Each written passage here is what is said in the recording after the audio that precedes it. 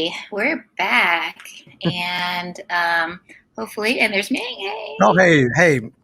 I had to reload. That's what. Oh, I know, right? Fully At reloaded. this point, like, do you quantify how much coffee you're drinking? Cheers. Cheers, everybody. Do I quantify? Yeah, I actually I don't drink as much as people think I do. I mean, we've had some pretty late night adventures at Asian restaurants inside casinos. Yeah, when we're hungry, we'll find that food. Doesn't matter how late it is, and casinos usually running 24/7. So, and yeah. Sometimes it's the best food. The late night places. Oh yeah, I was at a casino not too far from us in Connecticut. I found out there was they had the regular gaming section. Somebody clued me in. They're like, "Hey, have you been down to the Asian gaming section?" I'm like, "What's that?" And it's where they have the dealers that will kind of cater to the Asian gamblers, meaning that they can speak Mandarin or and Cantonese. And so a lot of the native Asian gamblers feel a little more comfortable down there. But in the Asian gaming section, there's the Asian food as well. And we found this late night dumpling noodle bar at I'll give them a plug. It's the Mohegan Sun in Uncasville, Connecticut. If you're hungry, it's late, you like Asian food, go down to the Asian gaming section and load up on noodles and soups and dumplings from there, because that's what I did all weekend. And I was there for a con. The conventions inside casinos, top notch, my friends. Those are the ones you want to go to because you always have stuff to do. So, shout out to Terrificon at the Mohegan Sun. Usually runs every August. I don't know if you've been there. We got to get you in there too. So, yeah, we'll work on that. And I'll meet you at the noodle bar in the Asian gaming section there. Oh yeah, we should totally podcast or Zoom or whatever we do. But they might not allow that. I don't know. But at the casino? No, maybe at the restaurant. Casinos are weird sometimes. I can talk about my Macau experiences, but anyway. Oh yes. But anyways, back to comics, back to the experience.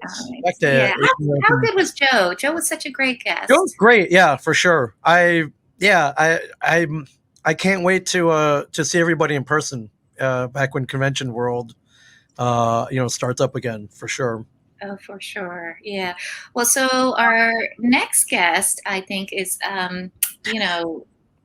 really just, I hate to use the word legendary, because that makes it sound like they're dead. He is legendary. He is legendary, right?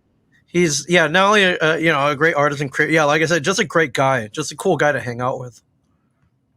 Right, and we have shared a couple meals too, right? So I have. I don't know if we've done it all together, but maybe. Yeah, I've definitely shared a meal with him for sure. So right. Iconic. That is right, because whenever you see his artwork, it's Jae Lee. There's no mistaking it. Yeah, there's just no mistaking. There he is. There he is. Iconic. That's what we're calling you. Iconic. Welcome, Jae. That just means I'm old. No. Legendary means you're old. Iconic means something different, right? It means there should be a statue of you.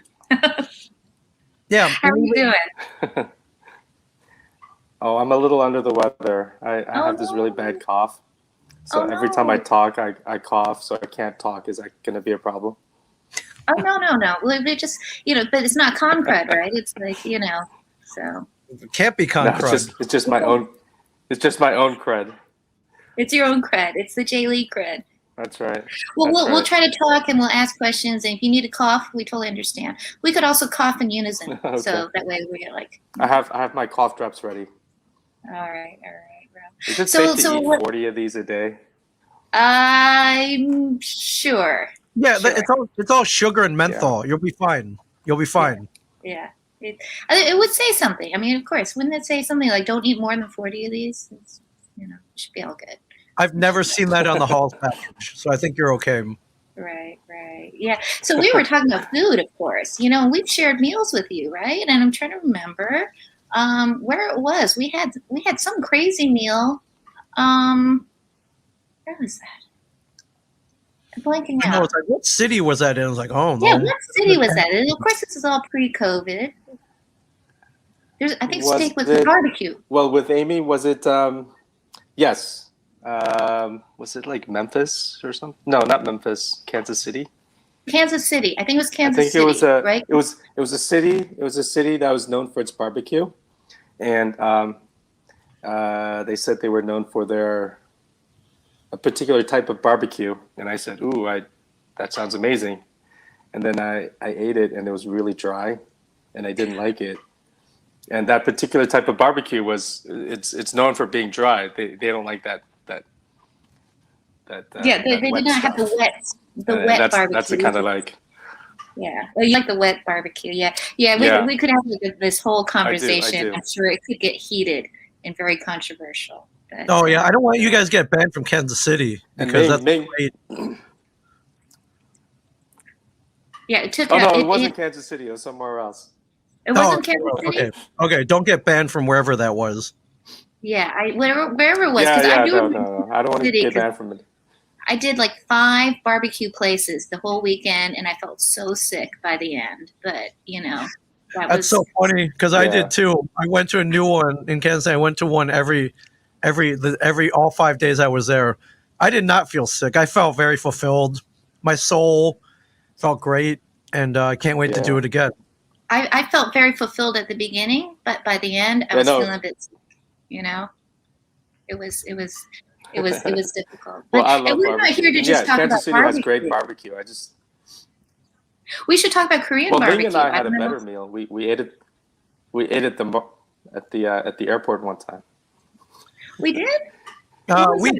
We did. We were at Seattle Tacoma. Oh, no, with Ming. With Ming. Yeah. Oh, with Ming. Okay, I was going to say. All right. Yeah. We had. We were. Well, I actually the story behind this. I wouldn't have been there, but I had to rush back for my daughter's 8th grade graduation, and so I had to take a red eye home. And me and Jabe, we rode to the airport together, and we're like, hey, let's just hang. And it became quite an adventure for sure.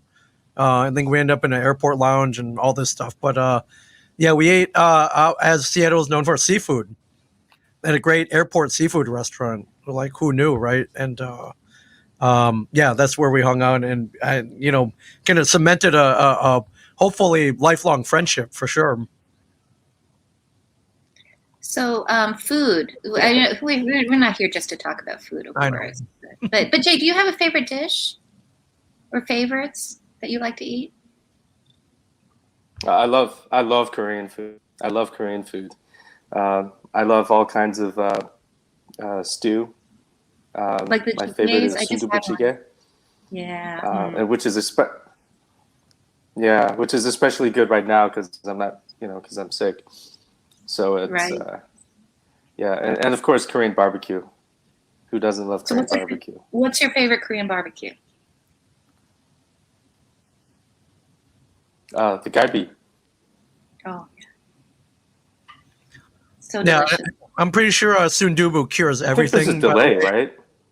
Yeah. You're a little laggy. Yeah. Yeah, I blame your internet, but we could. I don't know if it's me or if it's the connection. Oh, we're definitely blaming you. We'll blame the infrastructure. Okay. Definitely blaming you.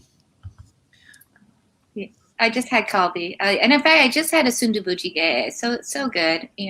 I'm actually using my friend's internet here in New York City, and I was hoping it would be better. I think it's actually a little better. Yeah, you're good.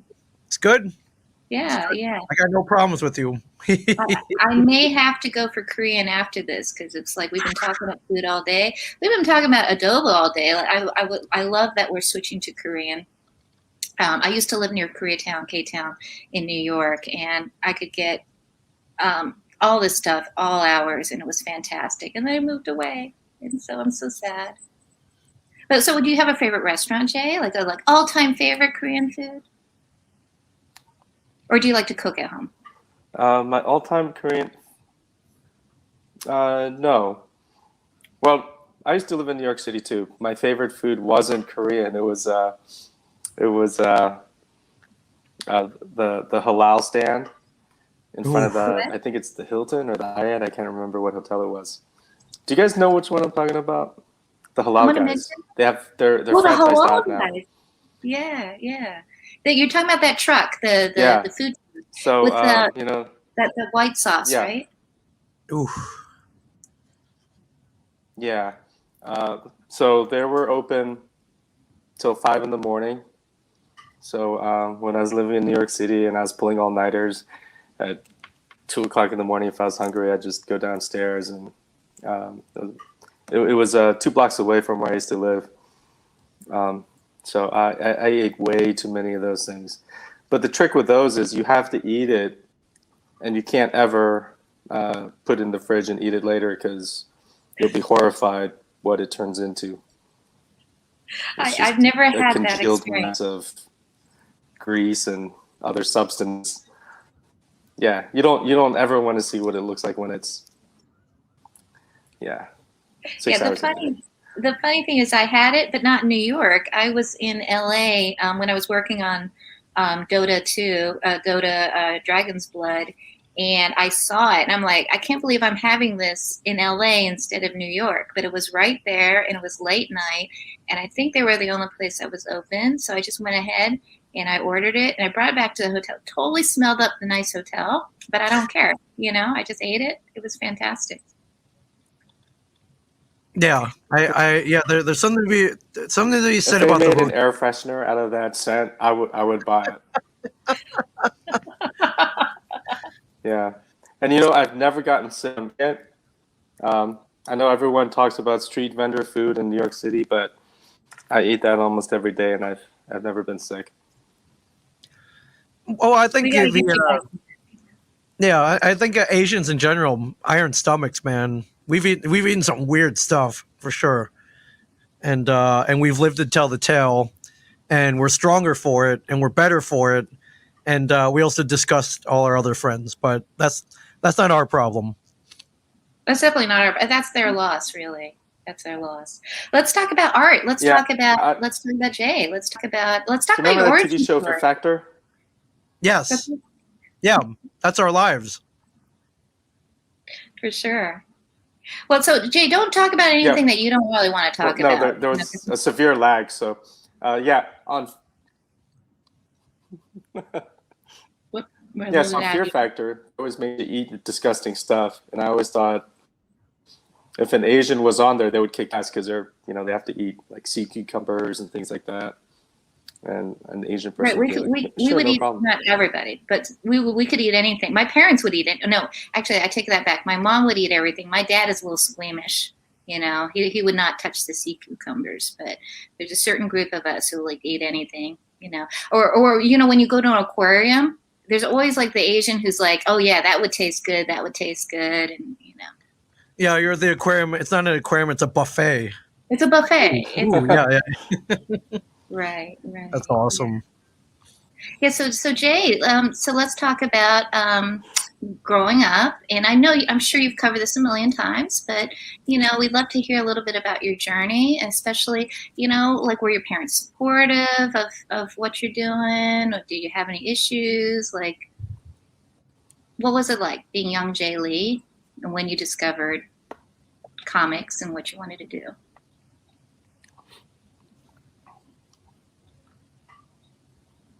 Well, I was born in South Korea, and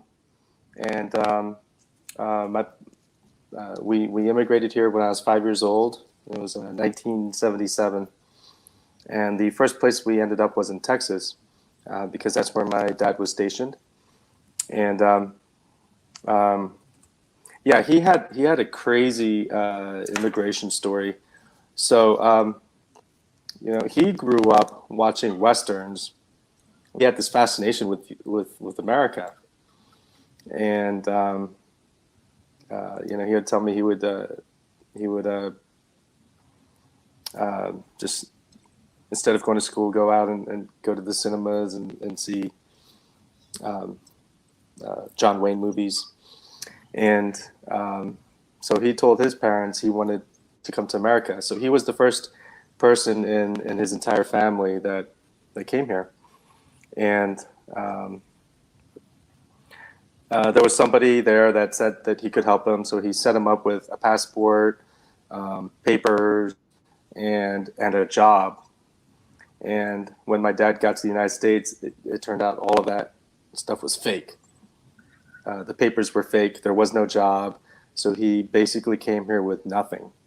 He came here first. He wanted to establish a life here and then bring my mom and me and my mother over later. And he was here. He had no job. His papers were fake. And so his only option was either go back or join the U.S. military. And I think at that time, I don't know if it's still true now. If you enlist, I guess they hook you up with all that stuff. And so he was in the military for a few years, and then he brought us over, and so we were in Texas. And the first time I saw a comic book, to read, and I thought a lot of kids, immigrant kids, learn to read from reading comic books, because you could hand a book to me and I have no incentive to read it, but with a comic book, there's so many cool things going on. You really want to know what the story's about, and that's how I got exposed to comic books. Wow, that's amazing. It's so funny. My mom, same thing, and she didn't tell me this until I'm well into my career in comics. And she's just kind of like, "Oh, by the way, I learned to read English through comic books." And I'm like, "You could have told me that at some point, because I sort of had to do the comics a little bit on the slide for a long time. I just never told her, Yeah. Well, your mom picked up a comic from somewhere we don't know. Yeah. And learned to read. And she learned to read. Yeah. And I was just like, oh, okay. And apparently this is quite common. And I think this is something really important, especially for educators and librarians, that this is the gateway to get people to read. And especially if English is not your first language, it seems to me to be a no-brainer. So I really hate it when I hear people disparaging comics like, oh, it's just, fluff and garbage, right? So you heard it here from Jae in particular, how important it was, right? So when did you decide that this was the path, or did you decide? Yeah, did you just...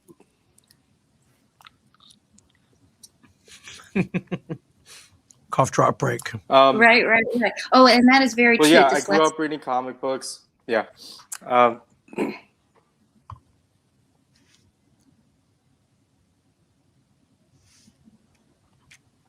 Yeah, I'm sorry. The internet keeps cutting out, so nope, all good. I'm hearing some stuff and not others.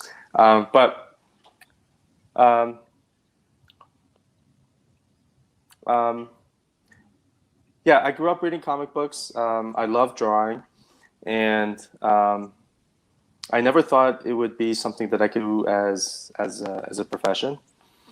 And like you were saying, Amy, back then, comics were not cool. Teachers were horrified when they caught you with a comic book. And I remember my art teachers, anytime I drew anything comic related, they would just literally rip paper away from my hands. It was like drawing porn or something. And there was one art teacher named Mr. Giuliani. He was the only one that thought comic books were cool, and he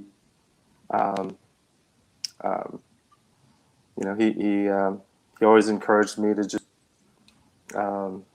draw whatever I wanted, whatever my passion was. And it's a different world now. Everybody thinks comics are cool. It's even taught in art schools. Back then, that was a pipe dream. And I was an arrogant kid. I thought I knew everything. I didn't want to go to college, but being from an immigrant family, college is the most important thing you can possibly do with your life. If you don't, it's basically an insult to all the hardship that my parents faced coming here and all the things that they've been through. Their dream is to send their kids to college. And when I told them I didn't want to go to college, that didn't go over too well. So we compromised. I said, I'll go for 2 years, get an associate's degree, just so I can technically say I went to college.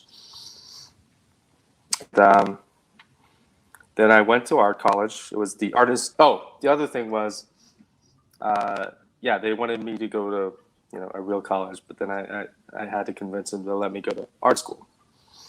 That was the only college I was interested in. And I went there. It was the Art Institute of Atlanta. It wasn't even a real college. It was a trade school. And I lasted about a month. And then I just stopped going to the classes. But I never told my parents. So for 2 months, I just worked on a portfolio. I was drawing comic books all day, but not really drawing very much. I was just reading a lot of comics. And I think I drew maybe 5 sample pages. And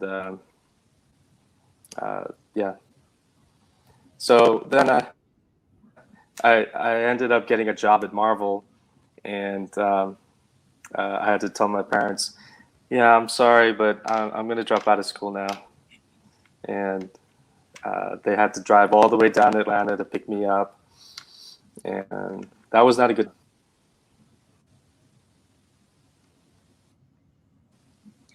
That is possibly the best Asian kid story I've heard. So, you basically read a lot of comics. You didn't tell your parents you weren't going to class. But you came up with 5 sample pages, and you just happened to get a gig with Marvel. Is that what I heard? Correct?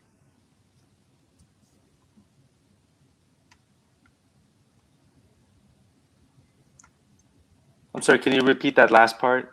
Oh, you just happened to get a job with Marvel, pretty much, after putting together 5 sample pages. Was that your first gig? Yeah, that's not bad. 5 sample pages, job with Marvel.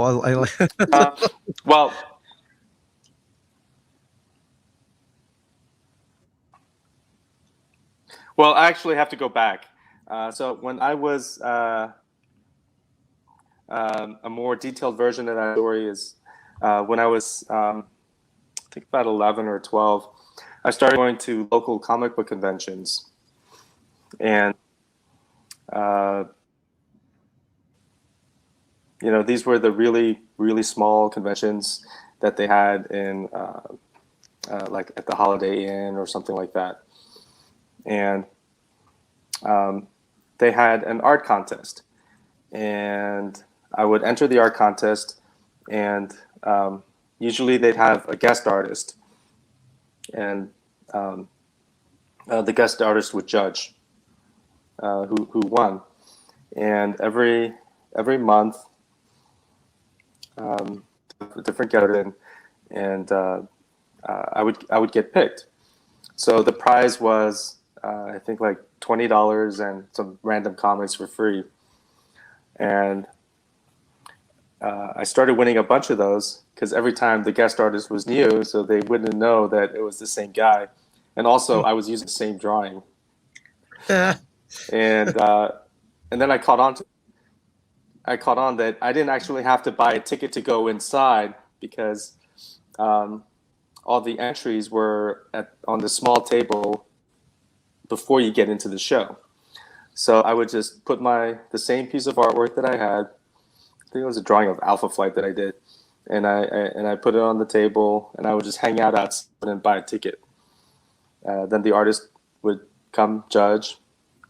I'd win. Then I'd collect my money and comic books and go home. And then they caught on to that, the show, and then they told me I couldn't do that again. And I basically got banned from the comic convention. And but there was an inker that I met. His name was Bob Downs. He lived in the Washington, D.C. area. That's where I lived. And, he thought I had a lot of potential. And, and this is going to be a creepy story, and you can't. I don't think this would fly in this day and age, and I can't believe my parents were okay with this. But yeah, he was like an older guy, like 40 years old. But I'd hang out with him because we just talked about art, and he was my mentor, and he always tried to. At that time I was just into John Byrne and Mike Zeck, but he was trust guys like Wally Wood, Frank Frazetta, Hal Foster, and I'd look at that stuff and go, "Oh, I don't like any of this. This is crap. Where's my John Byrne?" And to this day and age, I think what an idiot I was.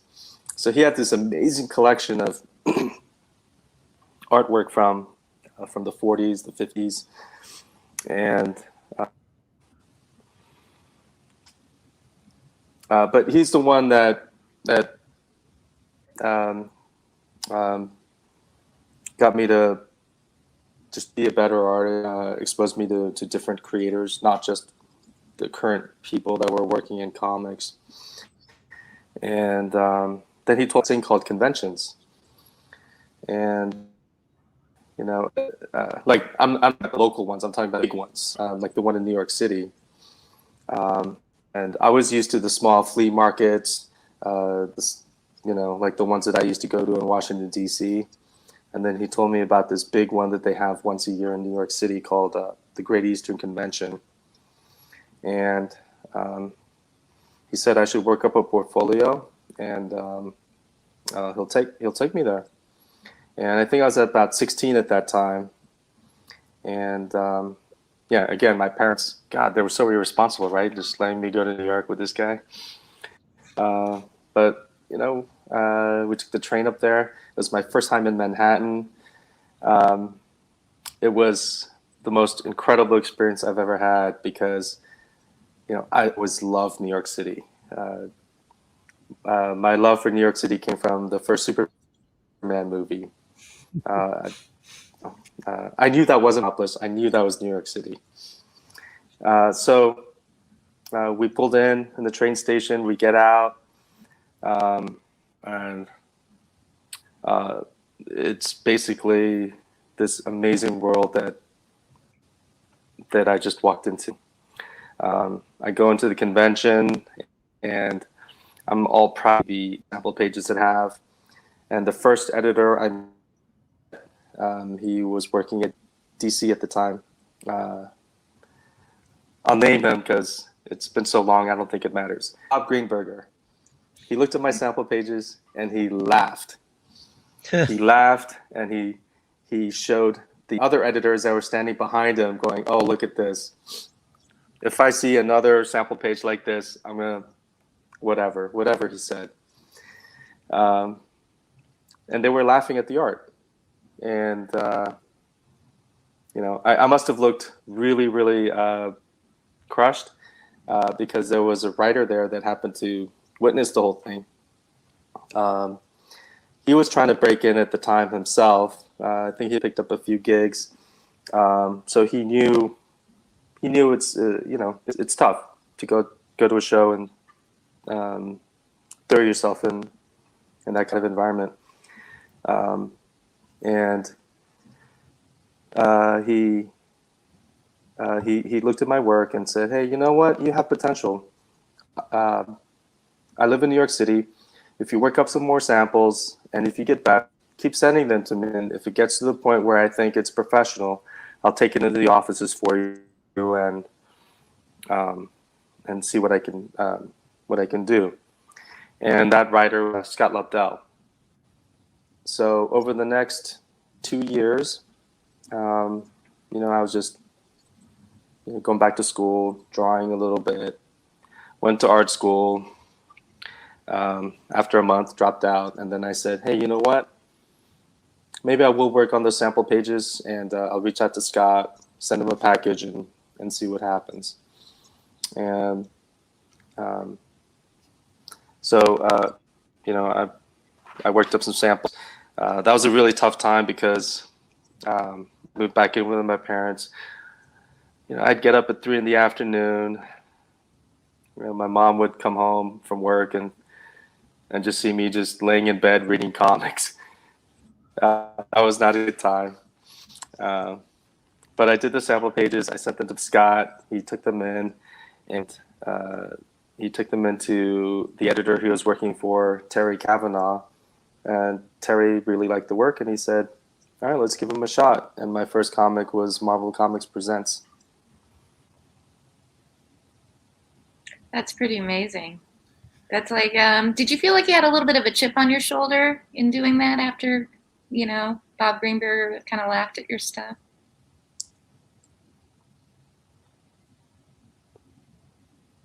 Is that like a motivating thing? Yes. And in fact, it's funny. I've run into him several times since then. And I always made fun of him for that. Of course, he doesn't remember. Oh yeah, it would actually be horrible if he remembered. It would be like, oh yeah, those sample pages were so freaking bad. I remember.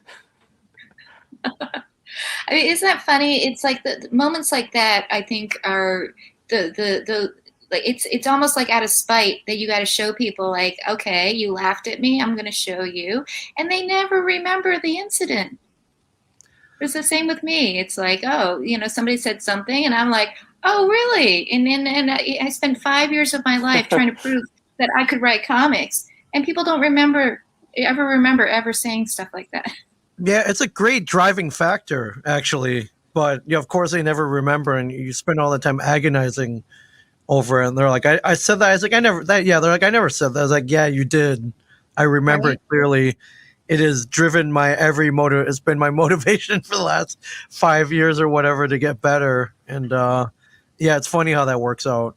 Right, I go all Count of Monte Cristo, and I'm like, okay, I'm plotting my revenge now for the next 10 years. I'm going to show you.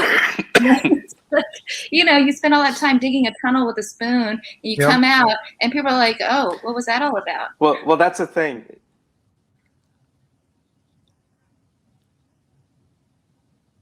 Well, yeah, it can be something so important to you, but then for somebody else, it's completely meaningless.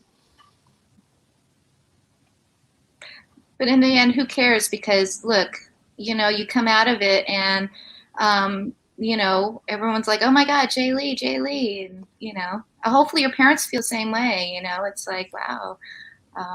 But I can totally this whole thing about not just for Asians, I think, but you're absolutely right, for immigrants who are like, okay, I slaved, and for your chance to go to college, and here you are telling me you don't want to go to college. But you never felt the need to go back, right? Yeah. So now when I'm at a convention and no. But now when I do conventions and someone shows me an art portfolio, I make it a point to laugh at them. Just as a favor, right? To get them going. I think that's actually important, right? It's a good point. So instead of encouraging them, just laugh at them and and build start that fire within them to get revenge. Okay, good advice. But that's a good question, because I think there are two camps, right? I mean, because we've all been there.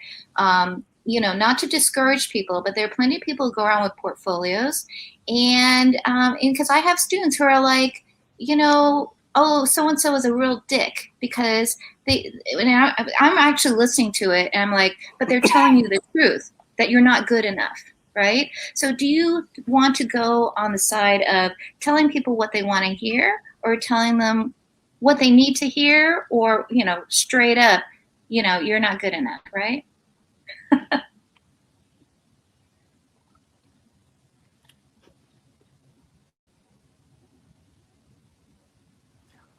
Yeah, I know. You don't want them wasting their time pursuing something that'll never ever happen. But at the same time, that's brutal honesty that maybe they don't want to hear. So it's really up to their friends and loved ones not a complete stranger to tell them, you know. Do you ever think, though, I mean, because I'm also curious, because I never thought I would be a creative. I never thought I would be writing comics. But I think encouragement was really important. There was somebody who actually said, no, you're really good at this. And it was a couple professionals, actually. And I'm wondering, is it, you know, there were clearly some people you're like, wow, is it just a lost cause? Or do you think with the right motivation and enough work that somebody could be at least competent at drawing comics or writing comics, coming from a very low bar where you're just like, you want to laugh, but you don't laugh?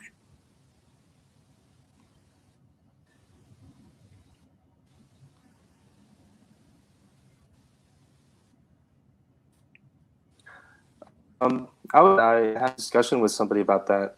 I think it was Ty Templeton, because he's a teacher, and he had this theory that anybody could be an artist as long as they put the hours in.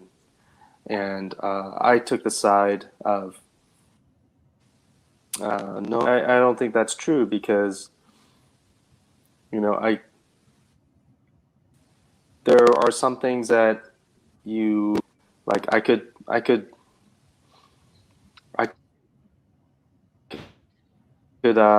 10,000 hours, but I don't think I'll be a pro. So with art, I think you have to have an eye. I think you have to think a certain way.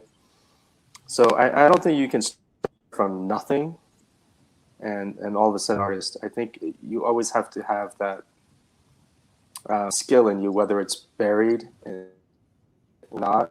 I know some guys that have their art was real late in life because they had no idea about it.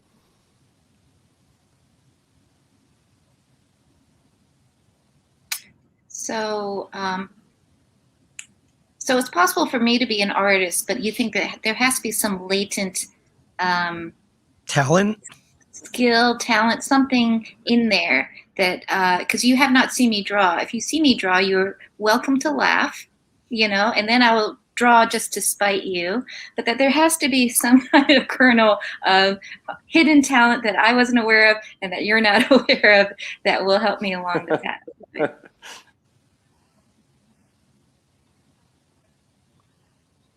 Or Ming, you know. Yeah, Ming, the artistic gene is just like the mutant gene, but Amy, I think your chances of turning, I think Amy, I think your chances of having a mutant power are greater than you becoming an artist. Oh. Oh, you're doing that deliberately now. Now Yeah. I got to go back Yeah. and take advantage of my free Kubert. Yeah, school and I think I've seen you draw. You're not bad at all. Give yourself a little credit. See, now Ming, don't tell me that. You got to like tell me something horrible. So now I have to. I can't. That's not in me. You know, The it's not delay in is me. awful because I'm sure it's all scrambled too. delay is awful because I'll tell the joke and then I wait for it and then I see your reactions like 30 seconds later. We're laughing. We're definitely laughing. We're laughing. We're definitely laughing. Yeah, no, so I do feel like I need to, because of course everyone laughs, but then they think my drawings are really funny. So maybe I do have something, you know, I don't know. Like I drew for my Kubert school class because I needed to, as a case study of actually what we were doing a simulation where I said, you have to know, like, we need deadlines, right? So I simulated a convention environment where they have somebody walking up to their table last minute Sunday afternoon in a con. Do they take that commission or not? And then we role play, and you know, if they're going to do a sketch cover. And so I role played the wannabe creator, the person who has their own character that they want you to draw, which I'm sure you've had before. And so I role play that person who has come up, and I had this psycho four-armed rabbit that I just drew on the fly, and I had one of the students basically interpret that character on a sketch cover, and it was really good. I was really I was really impressed with myself, but I was really more impressed by the student who was able to do it on the fly, so anyway, so that's my little story about, Did you post that image? Because I swear I saw it somewhere. I did, Okay. because I just thought he did it so well, and Yeah. it's not often that I draw a four-armed, also because, I'm like, okay, I need to establish this IP. No, I'm just kidding. Who cares about a four-armed rabbit, carrying guns? But then you never know. So, Jae, this is the capitalist stream. You are allowed to pimp anything you want. If there's anything that you're working on, or we're just telling everybody. Besides, of course, words of encouragement or discouragement to the readers, feel free to advertise anything that you want to. If there's something coming up, what are you working on these days? Yeah, promote for sure.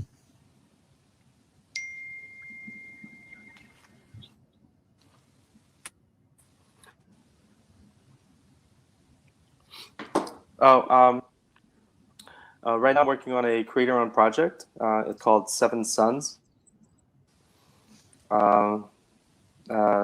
Written by Robert Wyndham Mao, and I just finished the first issue. I'm about halfway through the second issue. So yeah, that's what I've been spending most of my time on, and I'm also doing a bunch of retailer variants for a company called Oasis Comics. That's spelled OASAS Comics, and we have retailer variants like for the Department of Truth, Something is Killing the Children, and we'll have those with us when we start doing shows again. Oh, I see. Oasis is actually there. Hi, Oasis. Oh yeah, and of course a few covers for Dynamite. Yeah, I was always hoping for a variant on one of my books, I was hoping that you would do a Red Sonja 1982, but not to diss anybody else. But I'm like, oh, one day I'll get a Jae Lee variant, that would be nice. Nick. He's watching. I know he's watching. He heard that. He definitely heard that. I think it's a great idea. I think so too. So one of these days we are going to go out for massive amounts of Korean food at the next convention, I hope. So Jae, where can we find you? Are you on the social medias? Are you laying low? Where can we find you? Where can we find your stuff? What's the best way? People want to buy your art.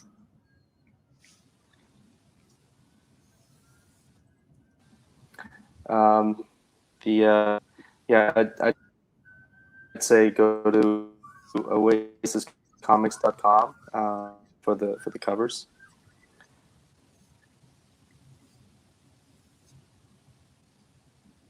Sounds good. OASES, right? SAS. OASAS Comics. And yeah, thank you. They're watching. SAS. They're watching right now. Yep. They're watching. They're watching right now. They're watching intently.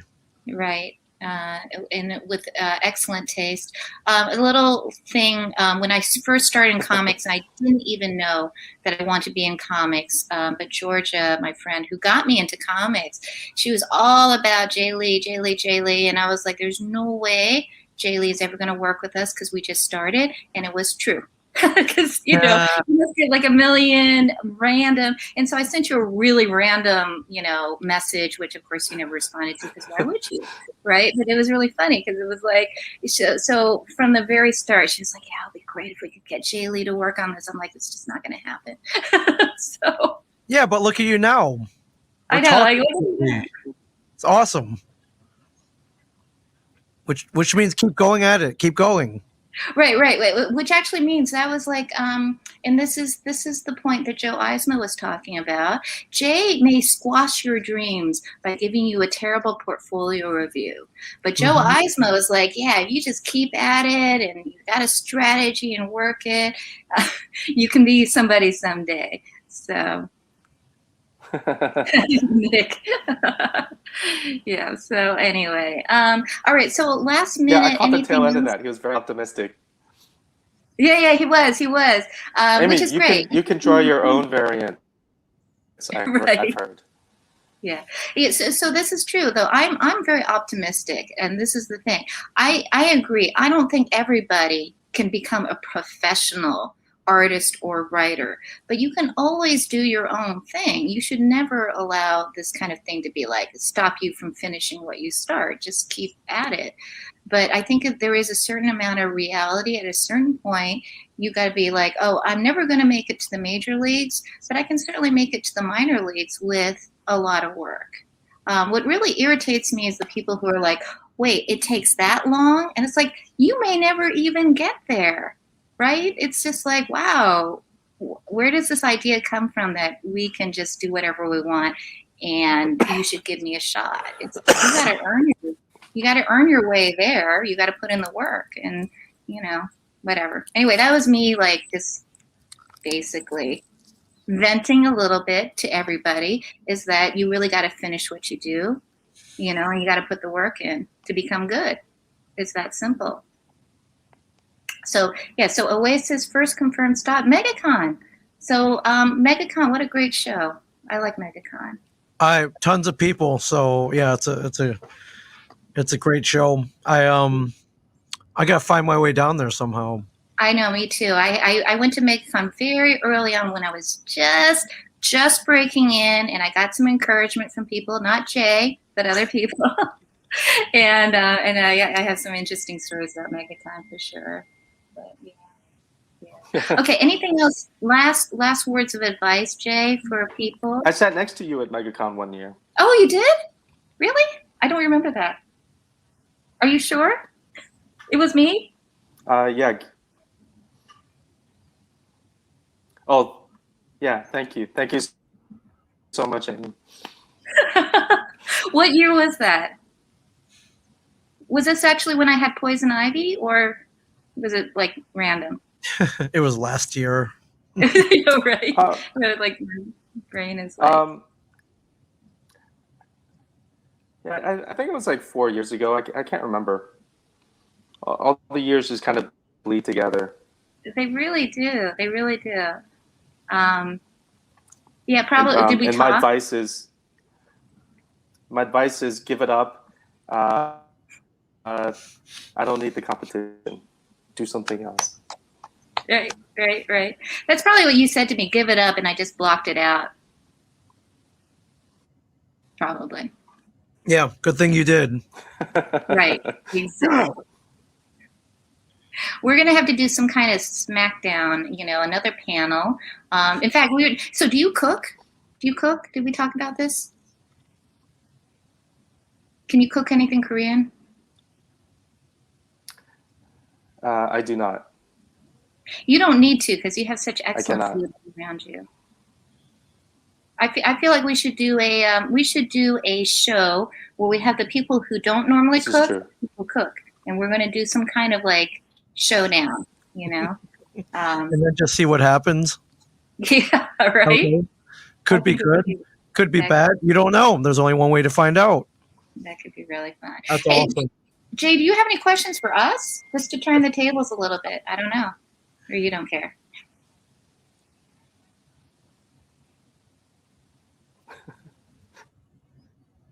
I really don't care. I knew it. I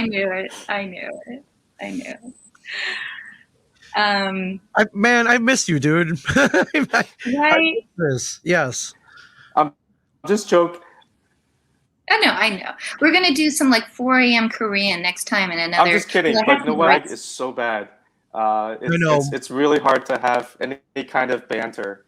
I know. Well, and yet we're still doing it. So yeah, we're still doing it. Yet we're still doing it, and that's yeah. But yeah, 4 a.m. Korean food. I know where to take you. So New York City. Yeah. New York City. Where would we go? 4 a.m. Oh, I mean anywhere in Koreatown, but and I also there's a place in Annandale, Virginia, definitely open until 4 a.m. We're definitely going. Yes, for sure, for sure. Yeah, you know what? We should do. I would love to do Well, like. I live in Fairfax, and so Annandale will hang out. Oh, for Oh, real? Okay, okay. Yeah, that would be great. Yeah, there's That a would be place called Honey Pig. They're open until 4 a.m. It's the greatest. You're at a con, you want Korean food, bam, there it is. I would love to do a Korean food story of some sort. I don't know. We got to think about this. But oh, Nick, I am strong-willed. I don't know about talented, but man, yeah. All right, cool. So Jay, we're gonna let you go. I think I know you got you. Thanks for suffering through your cough with us. You didn't even cough. You must have had. I think we cured him. We cured him through banter. We cured him through banter. And I know there's like some cool herbal teas. Yeah, there we go. I should do a commercial. You should help me now everyone's going to run out and get Halls because they think they can become Jae Lee by eating 40 of these, right? So it was so good to see you, Jay. Yeah, thank you so much. Really good to see you. We would love to see you in person. We'll do the Korean food 4 a.m. We'll do the it's been fun. This was just like doing a chat on AOL back in. You're right. Oh yeah, with the lag and the delay, yeah. With the dial-up and it's CompuServe and yeah. Wow, just showed my age right there. Yeah. Awesome. All right, we'll let you go. We'll take a commercial. Yeah, right. We'll take a commercial break. Shout out to Halls Mentholyptus for saving us. Yeah, he coughed like once. It was great. So they must work. Yeah, Yeah, absolutely. I am so hungry, by the way, from just all the food talk. Yeah, we have one more. We got Ron Lim coming up next, so don't go anywhere. You can eat after that. But right. Absolutely. We got Ron Lim coming. Don't go away. We're going to take another commercial break where I think I need a snack. That's a great idea. All right. So don't go away. Come back. The great Ron Lim coming up next, everybody.